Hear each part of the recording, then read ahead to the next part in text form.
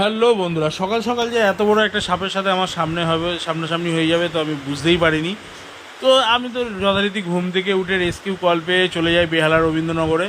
তো গিয়ে ভেবেছিলাম একটা ছোটোখাটো সাপ হবে, জাস্ট রেস্কিউ করবো, চলে আসবো। কিন্তু গিয়ে তো দেখছি যে সেই সাইজ, আমার থেকেও বড় একটা সাপ।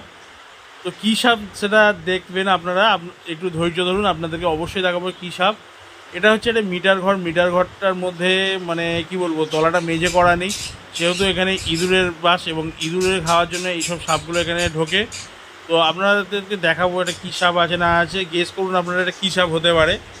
তো যথারীতি অনেক কষ্টের করে, অনেক মানে যুদ্ধ করে সাপটাকে মানে মিটার ঘর থেকে বার করা হয়েছে। করার পরে যেটা দেখলাম, এটি হচ্ছে একটি ইন্ডিয়ান র্যাট স্নেক, যাকে আমরা দাঁড়ার সাপ বা ঢ্যামন সাপ বলে চিনি।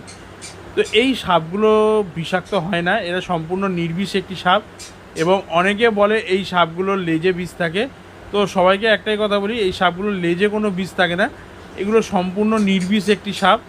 এবং এরা আমাদের পরিবেশ বন্ধু বা আমাদেরই বন্ধু বলা যেতে পারে। কারণ হচ্ছে এই কারণে, আমাদের চারিপাশে যেসব মানে ইঁদুর থাকে বা ব্যাঙ থাকে, যেগুলো থেকে রোগ হতে পারে, বা যেগুলো মানে কি বলবো, আমাদের খাবার দাবারে মুখ দিলে সেগুলো মানে থেকে শরীর খারাপ হতে পারে বা ভাইরাস লাগতে পারে। এবং আমাদের যারা চাষি হয়, চাষিদের ফসল ইঁদুরে তো প্রচুর পরিমাণে নষ্ট করে, সেটা বলা যায়। বিশেষ করে এই সাপটা হচ্ছে চাষিদের বিশেষ বড় বন্ধু। কারণ হচ্ছে এরা প্রচুর পরিমাণে ইঁদুর খেয়ে ফেলে, যার ফলে চাষিদের ফসল অনেকটাই বাঁচে এবং মানুষেরও উপকার করে এই সাপ আর এই ইঁদুর আর ব্যাঙ খেয়ে। এরা আরও একটা জিনিস যেটা করে উপকার, সেটা অনেকেই জানে না, সেটা হচ্ছে এরা ছোটো ছোটো বিষাক্ত সাপের যে বাচ্চাগুলো হয়, মানে এদের থেকে সাইজে ছোটো হয়, সেগুলোকে এরা খেয়ে ফেলে, যেগুলোর কারণে আমাদের আশেপাশে থেকে বিষাক্ত সাপের সংখ্যাটাও অনেক কমে। এটা অনেকেই জানে না। তাই এই সাপগুলোকে দেখলে কেউ মারবেন না, মানে এদের বিশাল আকৃতির জন্য একে মানুষ ভয় পায়, বাট এরা পুরো একটা নিরীহ ভীতু প্রকৃতির সাপ, সেহেতু এদেরকে কেউ মারবেন না বা এদেরকে মেরে নষ্ট করবেন না।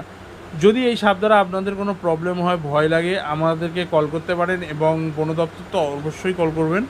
করলে সাপটা রেস্কিউ হয়ে উদ্ধার হয়ে সাপটাকে আবার তার পরিবেশে ফিরিয়ে দিতে পারবো আমরা, যাতে এ পরিবেশ ভারসাম্য রক্ষায় মানে একটা বড় অবদান রাখে। সেহেতু এই সাপগুলো কমে যাওয়া একদমই উচিত নয়।